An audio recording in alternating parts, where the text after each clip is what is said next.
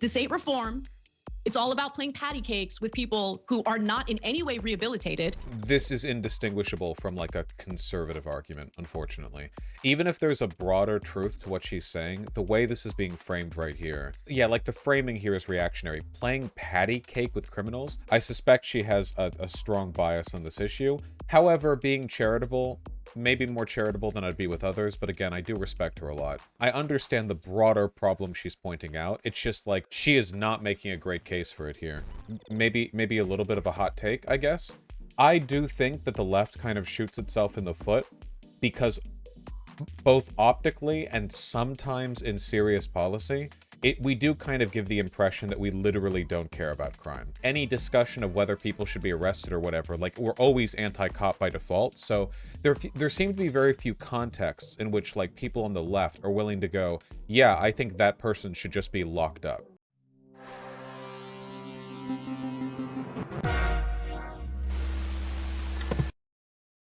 I just want to, I don't know if anyone's been following this, but Ana Kasparian for the past couple of months has been, like, on the Law and Order arc, but like, she's been getting into it on Twitter, and I guess I don't know if chat knows more than I do, so I'm kind of curious about it. So I saw this a couple months ago, but apparently she's been doing it more, where Ana Kasparian's basically arguing that in some states in America, like, a lot of our, like, they'll just arrest people and then, like, let them go free, even if they're violent criminals, because the prisons are overcrowded, or because we have a really inefficient system, or possibly because we have overly sympathetic, like, liberal prosecutors. Lauren Southern was retweeting her, lol. Yeah, I guess I should do some research on this. I don't know if there's any actual propensity for, like, some prosecutors to go so light that they just let, like, this one. This is a man who was arrested 41 times. And the video is him just walking by a lady and punching her, which seems like a bad thing to do, you know? After this incident, he was released and went on to send a subway worker to the hospital with a broken collarbone, but according to this crime reporter, the man committing assault/breaking bones is the real victim. Quote-unquote progressive outrage that homeless man got off too easy. She also argued with Hassan on Twitter where she said habilitation sometimes doesn't work. Of course habilitation doesn't sometimes... Wait, does anyone disagree with that? Do people think that any system is capable of reforming every single criminal who goes... Yeah, of course that's not possible. I think you can get, like, most people. I don't think you can get all people. Earlier this month, a subway cleaner was assaulted by a homeless man with a long record of arrests. Okay, so we're confirming the arrest thing. The Young Turks' Ana Kasparian is really outraged about it. I don't trust this article at all, by the way, because the inclusion of this picture is only serving to further sort of... Also, the all caps and... Yeah, okay. She's mad at cops for being cowards who don't want people to do their job fair, and then on the other hand, you have people who live in, like... Okay, yeah. Okay, there's nothing here. This is completely insubstantial. Might I suggest a third option? How about providing homeless people suffering from clear psychiatric problems the drugs and therapy they need to get their lives under control, as well as stable permanent housing? Wait, even if you believed in this, which I do, I still would want anybody just randomly clocking people to go to stay in jail. Wait, you can believe that we should have rehabilitative a judicial system and housing first initiative, but man, if he's been arrested 41 times, like, I mean, to a point, like, come on, right? Yeah, like, the whole point of putting people in jail is that you're separating them from the population because they're a threat to the population. For what? Well, I don't know if all 41 times have been for violence, but if he's just, like, randomly assaulting people, I think that indicates a predisposition for randomly assaulting people. What state is this in? Wolf of Universe, I don't remember the specific arguments being put on both sides. I certainly don't believe that everyone can be reformed. I don't understand these, like, arguments. What is the solution? Just caging people in solitary? No! Just put them in prison for assaulting people. That's what they're there for. That's the thing they're meant to do. Anna never stated she didn't want to rehabilitate justice. Yeah. The issue here is an issue of no social safety net and no mental health care. Prison and cops don't prevent crime and anecdotes are not helpful. This is what Equality Alec was saying. Okay, This is the most cuck leftist thing you can do, okay? This person, who is this person? Barbarism critic, okay? This tweet could have only been typed while watching their significant other get railed. There's no other way. This is so off, okay? It is true that our prison system is fucked up and there should be institutional reform. I completely agree with that. But I don't think it's appropriate to start talking about that when you're talking about a serial committer of violence. Right? You can't have a guy rape somebody and then when the rapist gets free because the prosecutor just decides not to follow through on that, you're like, maybe we don't need prison for the rapist. Maybe we actually need reform. Well, we need both. We need reform and also we need prison, I think. Here's a screenshot of Ana arguing. Let me see. Americans are so brain broken on crime and automatically assume that lenient sentencing in our draconian and inhumane criminal justice system means you have support the crime of the criminal, rather than having a restorative, rehabilitative approach centering justice. I agree with Hassan's thing here. And then Ana says, we've seen the rehabilitative approach play out in California. If that's what you think works, we're in a lot of trouble. I don't know enough about the specific way in which California's prosecutors are failing what Ana would consider to be a good example of rehabilitative justice. But I will admit, even being charitable to her tweet here comes off pretty bad. It comes off indistinguishable from a conservative tweet. If she wanted to be specific about I agree with this. However, I don't think it's appropriate for us to have a revolving door where we just let violent criminals out so fast, stuff like that. But this reads a bit, without, because the people who in their mind immediately go ah yeah, California, where those commies just let criminal homeless people on the street. The people who have that in their mind are conservatives. I don't have that in my mind by default. I need to be led to those positions. I need to have those positions developed, in my head. This thread seems to cover some specific misleading stuff that she said. Ana Kasparian of the supposedly progressive Young Turks did a reactionary segment where she claims the Los Angeles DA George Gascon is too soft on crime. By the way, I just want to let you guys know, I actually think it's possible to be too soft on crime. When conservatives are arguing that the Fed shouldn't go after Donald Trump for violations of the Espionage Act, I am literally accusing them of being too soft on crime. I genuinely, I mean that. What is too soft? It really depends on the context. Do we want to watch the segment? Yeah, let's watch it real quick. Let's hear her take, because I don't want to be uncharitable, I do like Ana Kasparian a lot. I have a ton of respect for her. Has Ana Kasparian been a victim of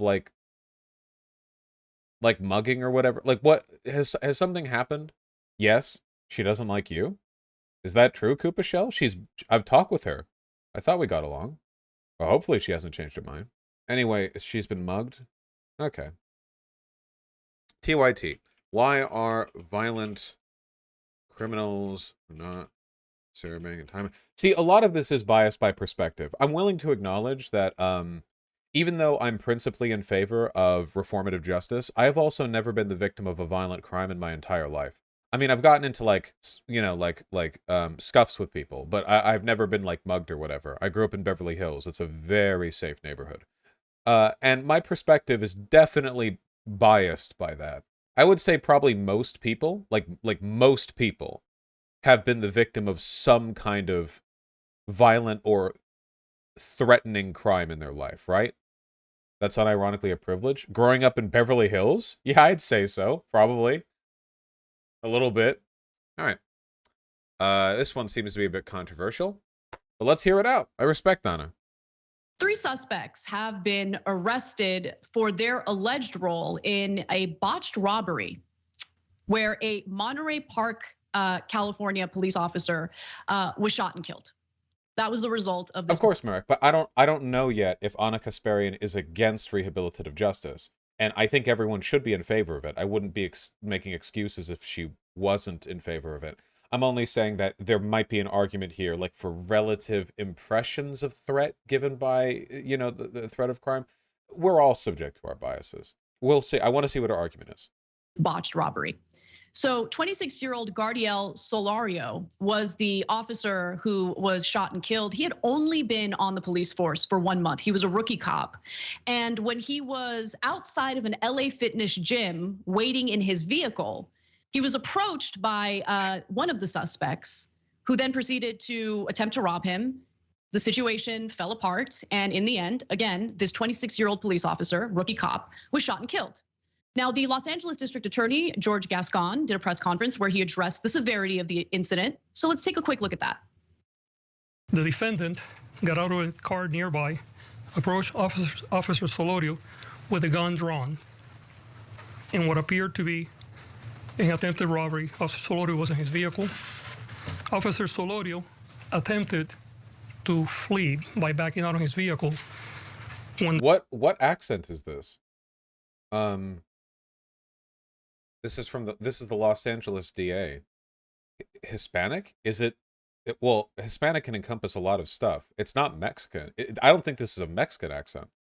Maybe if further south than that? I'm genuinely not sure. The suspect fired multiple times. The defendant then returned back to the vehicle where a juvenile was behind the wheel, and they fled the scene. Okay. Today, we'll file one count of murder with special circumstances allegations that the murder occurred during the commission of a robbery against Carlos Del Cid. Okay. Carlos Del Cid is the name of the individual who ended up shooting the weapon or firing the weapon and shooting and killing the cop. It's interesting that in that press conference, Gascon mentioned the enhancements that will be added to the charges here, because he is not a fan of enhancements, including gun enhancements. So for instance, if someone has committed a crime and while committing that crime, they were in possession of an illegal gun, What? an illegal gun. Gascon does not like to add. Oh, like you guys don't constantly simp over fucking female serial killers. Oh, like those mousy chicks with the long straight hair and the gigantic glasses who have killed 17 people and fucking eaten one of them or whatever. Like you people wouldn't be like, okay guys, hear me out. I don't want to hear it.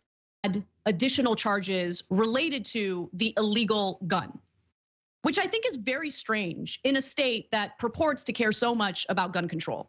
So when you have an opportunity to penalize or prosecute someone who is in possession of an illegal gun, you should maybe take that opportunity. Just saying for a second. Right off the bat, I'm not particularly convinced by this argument.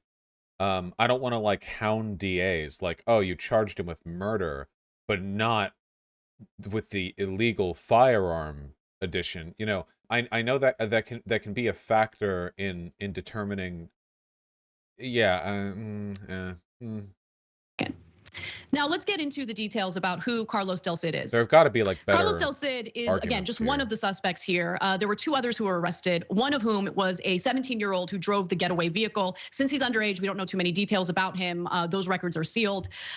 So here's a photo of him, his mugshot, and there are many mugshots of Carlos Del Cid because he has a lengthy criminal record and was not supposed to be roaming the streets considering his violent criminal record. What do I mean by that? Let's get into the details. Court records show Del Cid was arrested in February of this year. After pleading no contest to 2 felony charges, he was sentenced to 180 days in jail and 4 years formal probation on March. Wait, what? For what felonies? 180 days in jail and 4 years formal probation for 2 felonies is very light. But for what felonies? March 10th. The 20-year-old was actually released the next day for what jail records describe as a short sentence. Okay. I will say, getting released the day after you're put in prison for 2. Wait, was he released the next day because he served his 180 days in jail, like waiting for the trial? He might have been released immediately because they counted time served in jail. This is a misnomer. Jail is where you're kept while waiting for trial. Prison is where you're sent to after your conviction. So I'm guessing the real sentence is 180 days in prison because I don't think you get sentenced to time in jail. Jail's just the temporary place. But he might have already been in jail for 180 days while waiting for the sentence, and that he might have been let out on time served. Yeah, jail can count towards time served. Yeah. All right. George Gascon was asked about this. Like, what's up with this short sentence? Why didn't your prosecutors? No way, 180 is too much between February and March. Oh, wait, I'm sorry. Was there a timeline here that I missed because I'm stupid? Arrested in February. Oh, no, wait, sorry. No, I'm sorry. I'm so stupid. Arrested in February, sentenced in March. Okay, my apologies. I had forgotten that we actually had like a timeline listed here. Okay, so there's no way the time that he spent in jail could have counted towards. You can be sentenced to jail as long as it's under a year. Oh, gotcha. Thank you. Well, all the same, it definitely was not a time served thing because again, February to March, that's 1 month. Describe as a short sentence. All right. George Gascon was asked about this. Like, what's up with this short sentence? Why didn't your prosecutors, ensure that this guy who committed violent crimes didn't get released the next day after his sentencing? What crime? And here's what he had to say. Any questions concerning the actual length of time spent in custody should be directed to the Los Angeles County Sheriff's Department. All right, well, look, the Los Angeles County Sheriff's Department is very problematic. There is evidence of literal gang activity within that department. Okay. Is the Sheriff's Department even the is the Sheriff's Department even the institution that can decide how long they stay in jail? It's not, right? That is the Sheriff's Department, they're just the cops. Wouldn't the people who make that decision, that would be the court. I don't know why they would ask the question to be directed there. So when Gascon says, maybe you should look at the Sheriff's Department, I'm actually sympathetic to that. So the Sheriff's Department actually did respond to the press when they asked questions.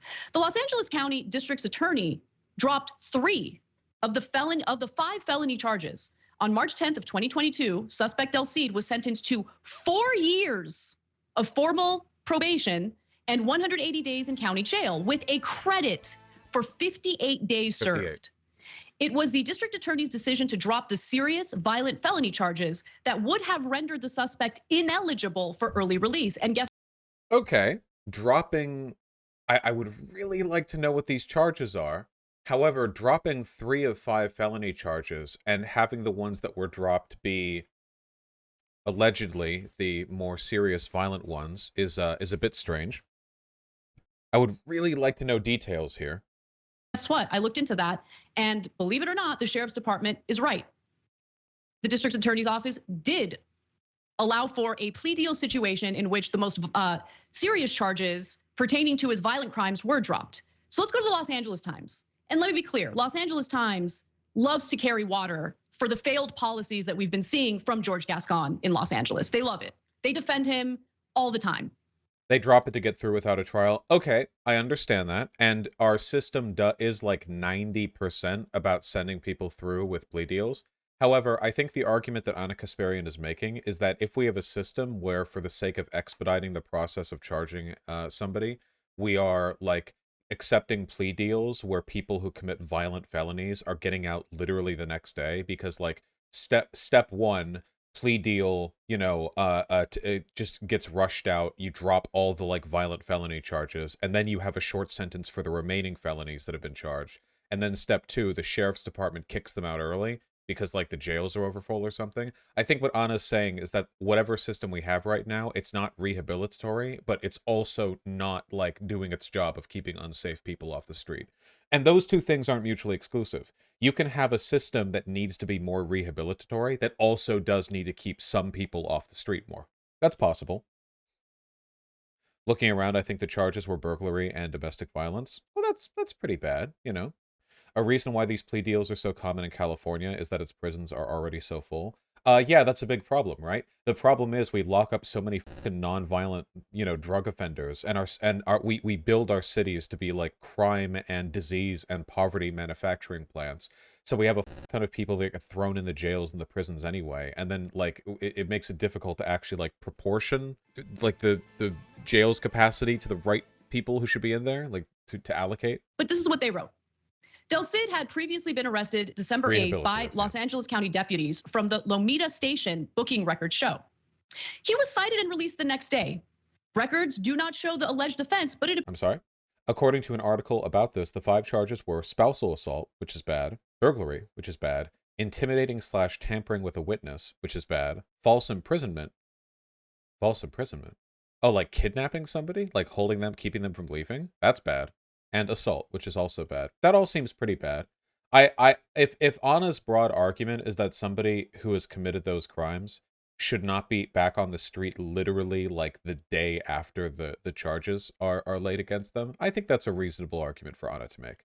I am okay. Part of rehabilitative criminal justice is the idea that they have to be rehabilitated. You know, it doesn't just mean like no jail time. It means that you try to use that jail time in a constructive way. Now, obviously, we don't have that in the U.S. right now, but I don't think that a good like middle point is to be like, oh yeah, well, just violent criminals should walk around like free. I don't think that's like a good medium point. I think that's like a worst of both worlds kind of deal. How does a non-cop falsely imprison someone? No, false imprisonment means that you just like keep somebody from leaving a place, right? Like keeping them, like you're imprisoning them in a house or something, or a business, like you keep them from leaving. So I'm guessing that he assaulted his partner and then kept her from leaving his house. That'd be my guess. It appeared to be a felony level crime. Okay, so we don't know the details of what that felony was, but he was released the next day after committing this felony crime. Okay, great. The Los Angeles Police Department's Harbor Division arrested Del Cid on February 10th, and he was charged 5 days later with burglary, domestic violence, assault with a deadly weapon, false imprisonment, and intimidating a witness. The crimes reportedly occurred on February 9th, records show. Oh, assault with a deadly weapon, okay. Wait, is this the same guy? But now we're back to February 10th. Oh wait, this is the set of original crimes. Okay, sorry. We're doing like the what's that movie where you go back in time, the guy loses his memory every like 15 seconds or whatever, so he keeps going. The Memento. Yeah, we're doing like a Memento right now where we keep jumping back. All right, these crimes are serious. He didn't just get caught with a baggie of pot. Okay? He committed violent crimes. And by the way, the 180-day sentence is super short considering there's like kidnapping involved, domestic violence, intimidating a witness. These are serious. Yeah, if I was a chick and I got assaulted with a deadly weapon and threatened and like kept imprisoned in a house or whatever, I would feel a bit salty about him getting off like 40 days later after the plea deal comes through. That would make me feel a bit bad. Crimes. Okay, so the initial sentence, 180 days, I would venture to say pretty short. I know there are people on the left that are like, no, not too short, 180 days, too long. Good that he beat up his wife. Okay, I'm okay, Ana. embellishing a little bit, but okay. That's how the left comes across when it comes to these types of stories. 180 days, he didn't even serve the 180 days. He was released the next day. To be fair, there were people in that Twitter thread underneath her who were basically saying that, right? Like, there were people underneath who were basically saying, like, we don't need prison time. We need mental health rehabilitation and housing first initiatives in response to a video of a guy who's been arrested like 50 times, like just cold clocking a woman, you know? So to be fair, she is getting that behavior. On March 10th, he pleaded no contest to burglary and domestic violence while the other charges were dismissed. A judge in Long Beach sentenced him to 180 days in jail and 4 years of probation, court records show. He was released the morning after that sentence was handed down, having spent a month behind bars, according to Sheriff's Department booking records. So he actually was able to get away with the assault.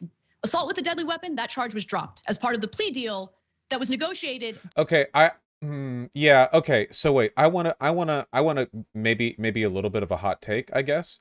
I do think that the left kind of shoots itself in the foot because both optically and sometimes in serious policy, we do kind of give the impression that we literally don't care about crime.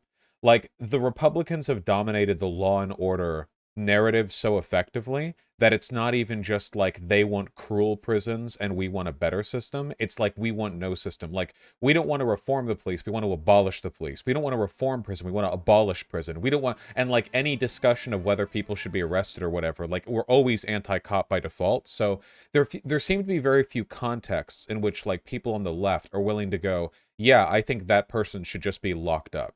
I've never felt bad about saying that because there are a lot of really shitty people out there who are a threat to others, you know? I am totally okay with violent criminals being locked up. I don't think that's mutually exclusive to like systemic solutions.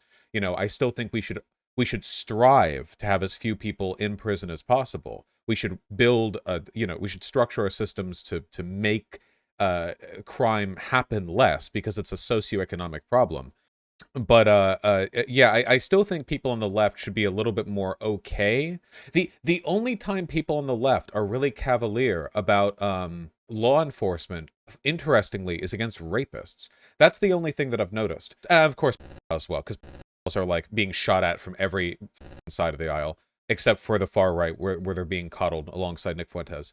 With the rapists, like that's the one, like that's the thing where lefties are willing to be like, yeah, got arrested, you know, or people on Twitter who are obviously on the left will be like, my rapist got shot today, and everyone will like cheer for them or whatever. I'm not disagreeing with the sentiment behind those tweets at all.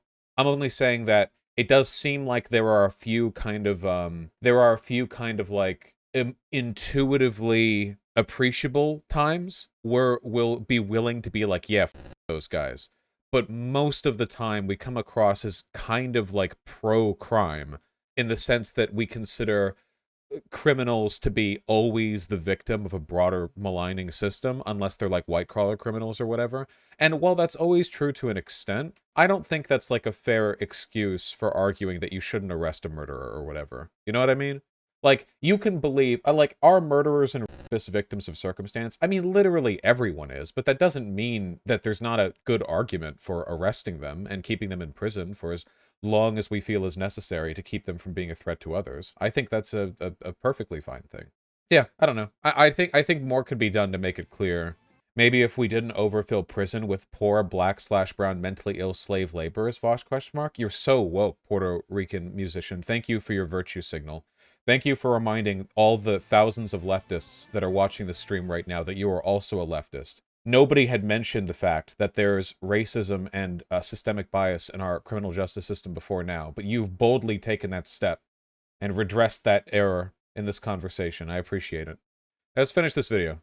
By the district attorney's office, by the prosecutors. Do you understand that?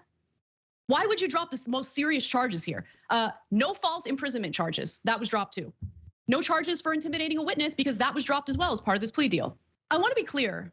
When I was signing up for criminal justice reform, I thought we were going to do things like reform our prisons. So they're actually, rehabilitating people.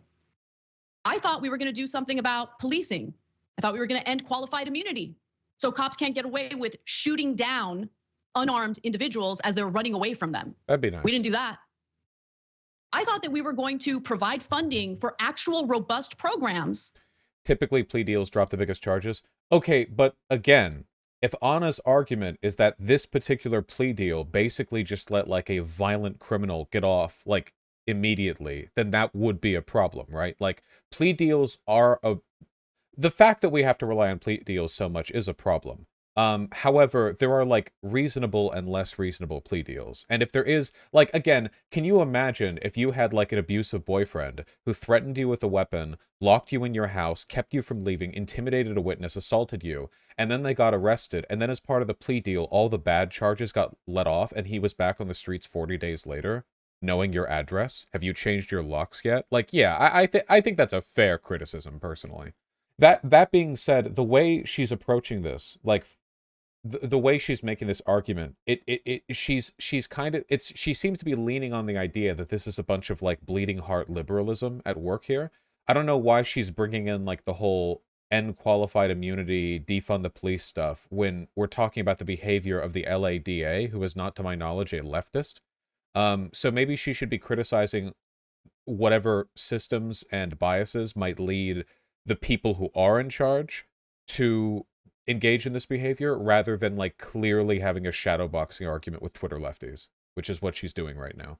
Like, the person responsible for this was the DA, and the systems responsible for this, institutional and very powerful, but she's talking to leftists as though they're the ones who caused this. So, that would help non-violent offenders transition back into society so they live full, happy lives. Didn't do that either. Well, wait. Violent offenders should also be rehabilitated. Everyone, ideally, should be. I don't believe there should be such thing as like a default life sentence. I guess you could argue like there are some political crimes. But yeah. Instead, we're playing this game if where possible. By the way, I also never thought that anyone was advocating for the early release of violent criminals, including individuals who have literally been in prison for murdering others. But it turns out California's all about it, and I ain't. I think it's a terrible, terrible way to go about this. This ain't reform. It's all about playing patty cakes with people who are not in any way rehabilitated, who have committed incredibly violent crimes, and in some cases, robbed others of their lives. This analysis is very lacking. This is indistinguishable from like a conservative argument, unfortunately. Even if there's a broader truth to what she's saying, the way this is being framed right here, like presenting one example, and yeah, like the framing here is reactionary. Playing patty cake with criminals. Does Ana genuinely believe that this is a product of like the DA just being like, oh yeah, dude, like assault, yeah, whatever, go for it, woo. Like, there are probably other factors at play here, but there seems to be a lack of curiosity in analyzing those systems, which is unfortunate. I suspect she has a strong bias on this issue. However, being charitable, maybe more charitable than I'd be with others, but again, I do respect her a lot. I understand the broader problem she's pointing out. It's just like, man, she is not making a great case for it here. And get a load of this Los Angeles Times headline. Amid COVID-19, California releases some inmates doing time for murder. Advocates push to free more. There's nothing inherently wrong with this. There are people who are serving life sentences in California, which has a 3 strikes law. There are people who committed murder, but honestly should be like released. Yeah, 100%, of course. A lot of people who are in jail for like some people who are in jail for murder are like criminal pieces of shit who are just like predatory monsters looking for weaker people to torment or rob from. There are, however, people who are in jail for murder when the circumstances are like so much more nuanced than that. There are guys in prison who are like 60 who are in jail for murder because at 17 they got in a scuff with another gang because that like the only leading figures in their like neighborhood were gang members, and they got recruited and groomed by that gang, and then in a dispute with another one they shot some other kid and they got arrested, and it's been 50 years and they're still in prison. Like there are people who are in jail for murder. There are murders that happen on accident. It's not super common, but it does absolutely happen. There are circumstances where people have clearly changed, or murders that were motivated by very specific circumstances, not like a predisposition towards violence. Yeah, some murderers kill their abusers. I don't think there's anything necessarily wrong with this. Do you think a life sentence or multiple is like the death penalty? Yes. Morally, I think that a life sentence depriving a person of freedom for their whole life is comparable to the death penalty. The removal of freedom for one's whole life is a kind of early death. But I prefer life sentence to the death penalty for a number of reasons, one of which being you can end a life sentence. With freedom, not with death. I mean, you can't end a death sentence. You know, yeah. I don't know, maybe I'm crazy. I don't believe in the death penalty. But I would say that if you murder someone, and you have spent time in a facility, in a prison that does not rehabilitate, because that's what our prisons are, it's very unlikely that you're rehabilitated, and just releasing you into the world. I strongly disagree with this framing. And on the off chance that Ana Kasparian ever happens to watch this when it inevitably gets turned to a segment, I would encourage her to reconsider it as well. When I was in college, when I was in university, my baccalaureate thesis was on prison vocational programs, and as part of that and some other work that I did, including hosting a county panel on prison reform, I did a lot of work with people who were in prison and people who worked with people who were in prison and visited prisons and blah blah. And there is like so much shit there. One of the people in my sociology classes was a dude who was in prison. He wasn't in there for murder, I don't think, but he knew people who were. I learned a lot talking to him. He's the nicest guy in the entire college. Big black guy. You know how they say when you come out of prison you're really muscular? Man, that is a real thing. This dude was a tank. It is insane. If he did murder somebody, he probably did it by like casually swiping his arm from left to right. Holy Christ, he was so big. I made the mistake of shaking his hand once. God. Yeah. Like the problem is like there are so many reasons he sounds hot. He was. There are so many reasons a person can be in jail for like something like murder that just do not reflect as much on your character in the long term. There are scuffles that happen like earlier in life. There are people who are coerced into it, people who do it out of desperation.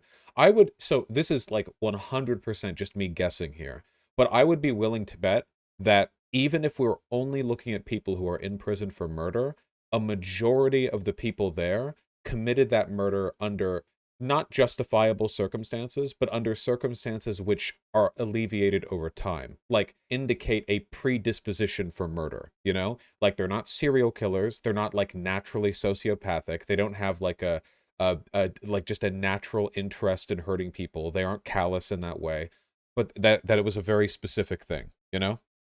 Okay, I'll stop. I'll keep going. World with no rehabilitation, bad idea. Bad idea. More than 63,000 inmates convicted of violent crimes will be eligible for good behavior credits that shorten their sentences by 1/3 instead of 1/5 that had been in place since 2017. That includes nearly 20,000 inmates who are serving life sentences with the possibility of parole. Keep in mind, by the way, we don't even know how these good credits are. I'm not even remotely against that. It would just depend on how it was applied. We have more people in our prisons than any other country in the world. A system that lets people out earlier is a good one, as long as it's being done well. I can believe that a guy, like some people need more prison, like the guy who got off in 40 days and then went on to go and kill that cop or whatever. And some people need less. Wait, hold on. Countries with most prisoners. I know we've all seen this graphic, but I just think it's worth remembering. America is insane. Like it's genuinely wild. We're like a sociological anomaly. Okay, I guess we're just gonna not have. Okay. Well, the top bar over there is the USA. The one beneath it is China. Here's the non-blurry. Yeah, there we go. Look at that. We have 2 million. 2 million. This is like 0.6%. That's like what, 1 in every 150 people? That's a lot of people who are in prison.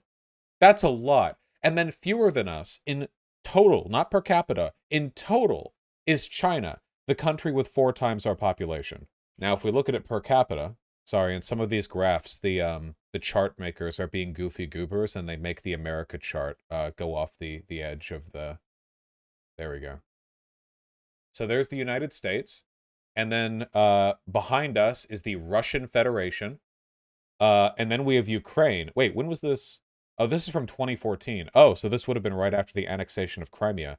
I imagine the Ukrainian and Russian prison populations skyrocketed after Euromaidan, Russia being an authoritarian state, and Ukraine probably cracked down significantly on pro-Russian political actors after they annexed Crimea and started supplying separatists in the Donbass. Poland, Turkey, Hungary, Czech Republic, we're way up there, guys. It's not good. It's not good. It's not good. Determined. There's really no specificity there. More than 10,000 inmates convicted of a second serious but nonviolent offense under the state's 3 strikes law will be eligible for release after serving half their sentences. That's an increase from the current time served credit of 1/3 of their sentence.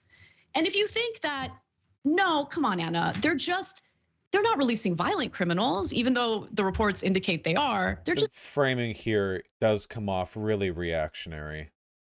This is all about nonviolent individuals. No, actually, a much smaller portion of the individuals who have been released from California state prisons are nonviolent offenders. Los Angeles Times has the numbers. The same increased release time will apply to nearly 2,900 nonviolent third strikers, the Corrections Department projected. And the reason why is because the nonviolent offenders are in county jails. The majority of them are not in state prisons.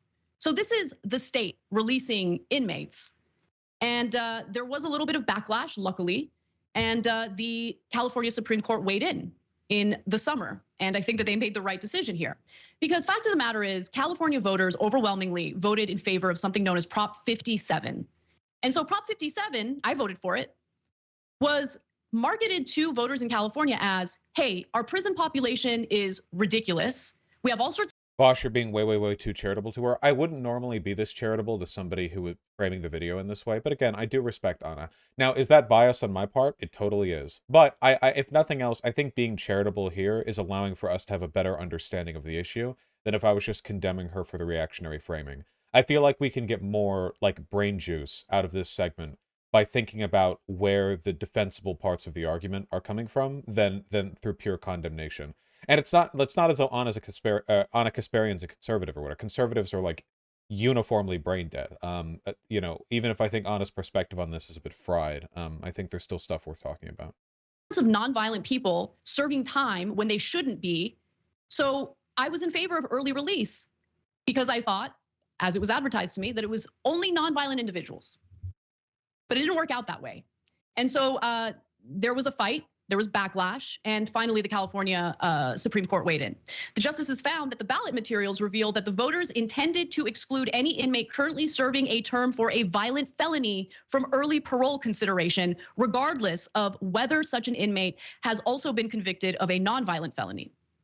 And the High Court ruled that corrections officials acted properly in drafting regulations that exclude from early parole consideration any prisoner who is currently serving a term of incarceration for a violent felony.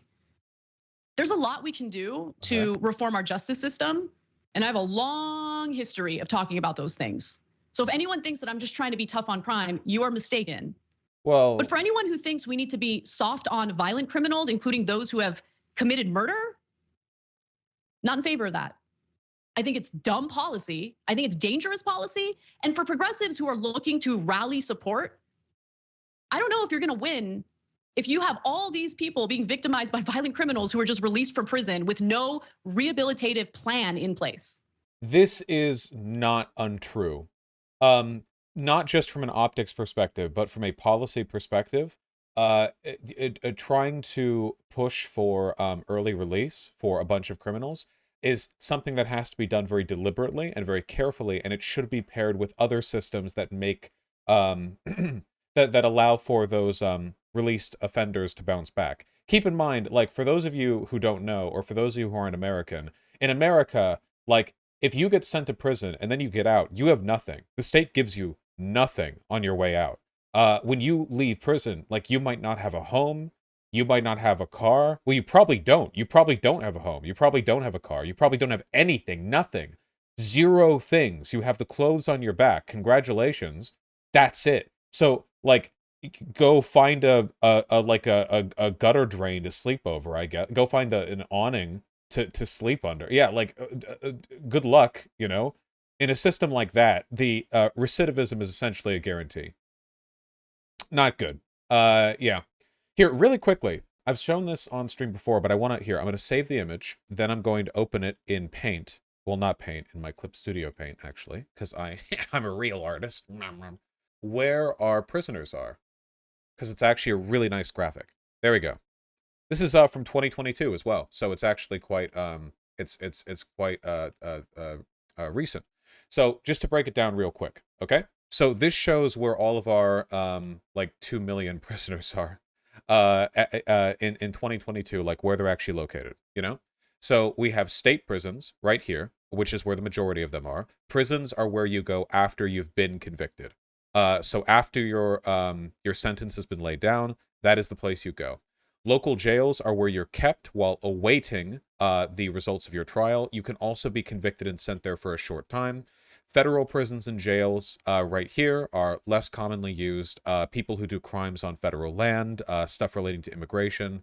There are a few things this can pull from. And then this sliver right here, we have juvenile facilities, territorial prisons, immigration detention, and involuntary commitment, which I think is like psych stuff, if I recall correctly. I believe so. But here, let's look. So for local jails right here, we have about 500,000 people, and you can see it's split into two sections, not convicted and convicted. That means that of the 2 million or so people in the United States who are in jail, or who are locked up at the moment, about 25% of them have not been convicted of a crime. Our system is so slow and so inefficient, even though like 90% of our goddamn trials result in a plea bargain, that something like 25% are literally just sitting without freedom. They can't work their job. They can't see their loved ones, except for, you know, visits. They just have to sit there in a jail without having been convicted of a crime. That's a little weird, champ. You also have 100,000 who have been convicted and are staying in a local jail for their actual prison sentence. And right here you can see other, violent, property, drug, public order, and the smaller proportions who get placed here. Keep in mind that American jails and American prisons are fucking horrible. I think local jails are generally considered to be worse than state prisons, with federal prisons being the relatively nicest because they get the best funding. local jails, like you hear stories of like local jail cells hitting 100 degrees Fahrenheit inside with no AC, maggots in the food that are served, prison guards like letting inmates, other inmates, for commissary pay or whatever. Like there are stories like this come out all the time. The United Nations has declared, the United Nations, I believe, has declared that American jailing conditions consider a violation of human rights, that they're a cruel and unusual punishment. Joe Arpaio's local jail in Arizona is a really bad example. Yeah, Joe Arpaio like takes pride in like torturing his prisoners. Yeah, they're treated like animals and nobody cares. In fact, recently there was a progressive politician who literally got like ratioed on Twitter for saying that she would fight for air conditioning for prisoners. Americans think prisoners are subhuman. We literally don't care if they die. When they get sent there, like if they like boil alive in there, it does not matter. Like Americans don't care. We don't think they're human. Yeah, so that's cool. Of those who are not convicted, of those who are awaiting the sentencing, you have about a third that are there for violent crimes, about a third that are there for property crimes, and about a third that are there for drug crimes. And then a fourth third for public order. Don't make fun of me. That's the breakdown for people who are waiting, more or less. Over here in the state prisons, right here, we have the majority. These are all people who have been convicted. They have actually had a judge lay out their crimes. So we have here the lion's share of people who have been convicted. Violent crimes right here. The breakdown for which we have murder right here, 139,000. Manslaughter, which for those of you who don't know is like basically when you accidentally kill somebody. / sexual assault, which is bad. Don't do that. Robbery. Robbery is when you take stuff from people, as opposed to burglary, which is a property crime. People mix those up. But a robbery, you rob a person. Burglary, you rob like an empty property. You have assault right here. Assault would be a good example of a group of prisoners that are potentially, not necessarily, but potentially very overpoliced. Assault, like punishments can like. They can vary massively when it comes to the severity of the assault and the punishment that is laid out for it. I mean, you can get charged with assault for like lightly punching somebody, and you can get charged with assault for like beating the shit out of somebody. There's so much variety. It's a wacky world we live in, you know. Other violent right here with the minority. And then we have property crimes right here, which are exactly what you think they are. We have fraud, a white collar crime. We need more people here. Burglary. It's when you like, you know, rob an empty place, no one there, no one gets hurt, you know. Theft, which is like burglary except less spicy, as I understand it. Car theft, and then other property right down there. Does it say % private prisons? I don't see private prisons on here. This might only be a look through government institutions. I don't think, altogether, not that many people are in private prisons relative to the broader population. I could look it up. About 115,000 people. I mean, that is a lot, don't get me wrong. But it's, so you would add like another wedge. You would add another wedge about the size of the local jail property crime right here, to the prison, or the private prison right there. We have drug crimes over here. This stuff right here, possession, other drugs. We all know how we feel about this. Public order, weapons, other public order, driving under the influence. Great stuff there. You know, pissing on an alley wall. And then finally, you have federal prisons and jails. You have marshals and the convicted. Marshals is just another subset of the, you're wrong in a bunch of these for robbery and burglary. Impossible. Robbery involves violence or threat of violence to steal. Burglary is just stealing. Didn't I say that? I think I said that. I'm fine. I'm always right. It's good.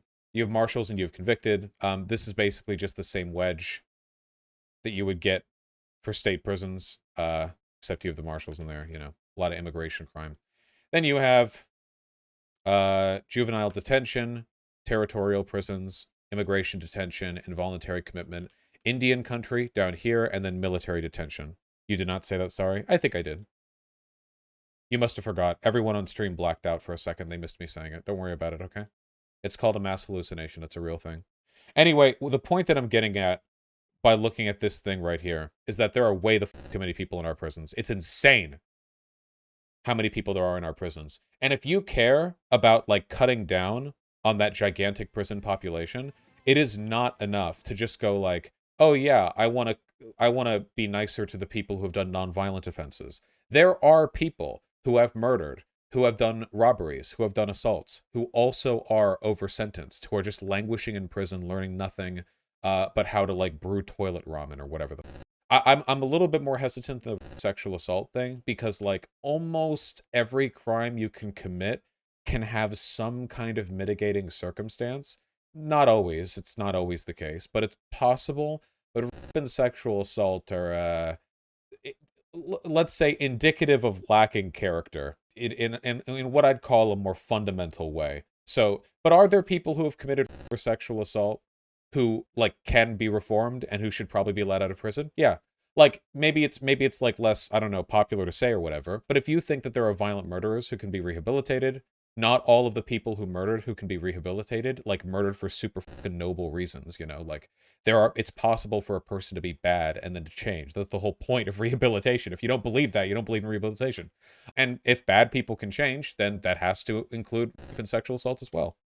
So, yeah, you know, we got to do something, man. I'm willing to bet a lot of the examples of people getting let out on the streets too early despite committing violent crimes is that we have too many people in prison already. We have so many people. Our jails are so overcrowded. Our state prisons are so overcrowded. They're so expensive to run and to maintain too. One of the reasons that our jails and our prisons, like, feed our prisoners like fucking rat food is that these institutions are so incredibly expensive to run that their budgets get throttled. A lot of it is also, like, willful cruelty, but, you know, a lot goes into it. It's not good. Why release the new ones and not the old ones, though? Because it's more complicated to commute the sentence of an existing criminal than it is to turn away a new one. Far more complicated.